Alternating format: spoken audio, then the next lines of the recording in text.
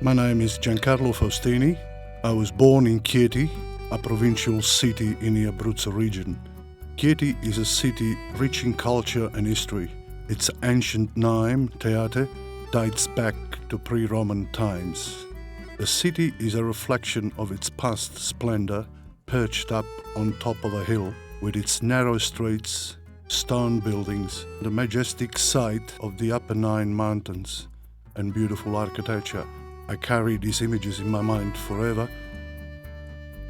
The earliest recollection of my childhood is that of my mother carrying me on her shoulders through the snow to kindergarten.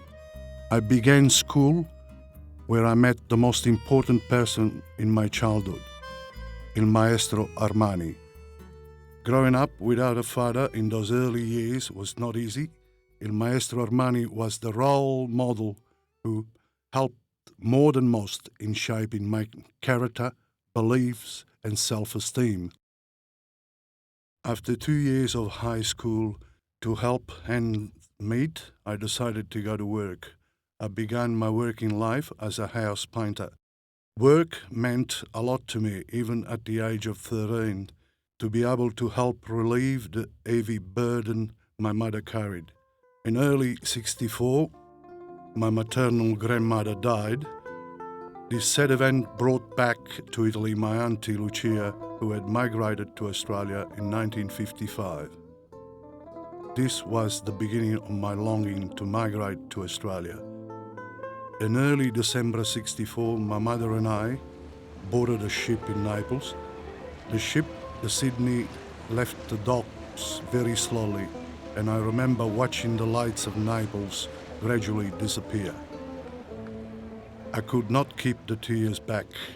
I felt pain in my heart, not knowing if I would ever see my beloved Italy again. I was 15 years old. We arrived in Melbourne just before Christmas. The port was full of people waiting for their loved ones. My heart was still crying out for Italy. I had chosen Australia as my new country. It was a daunting thought. In February 1965, I began working as a house painter in Melbourne. I vividly remember my first pie packet.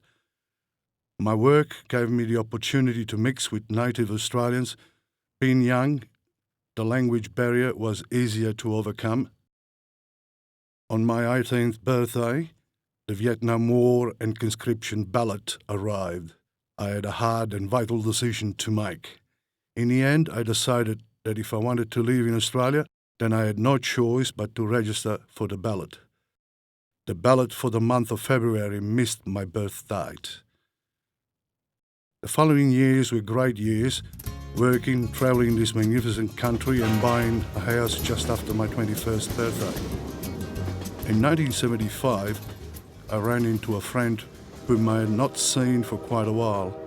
He invited me to Ballarat, a city 100 kilometres northwest of Melbourne. Being a provincial boy, I could not refuse the offer. That year, I moved to Ballarat and became a partner in a restaurant with my friend Carmine. 1978, I married Gerda, an Austrian-born Australian. We have 2 sons, Leon and Lawrence.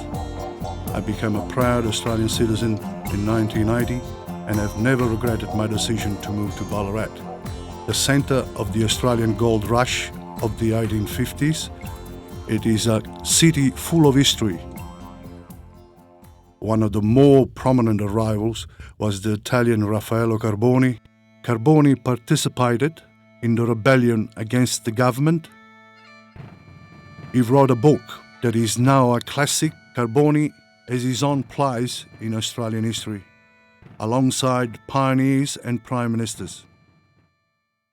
In 1996, I became president of the Ballarat Italian Association. In 1998, I was also invited to join the Eureka Stockade Memorial Association and become the treasurer. My involvement with these associations makes me acutely aware of my heritage, the positive contribution of Italians to Australia, and my role in representing both cultures. That role is one that my family and I take great pride in fulfilling.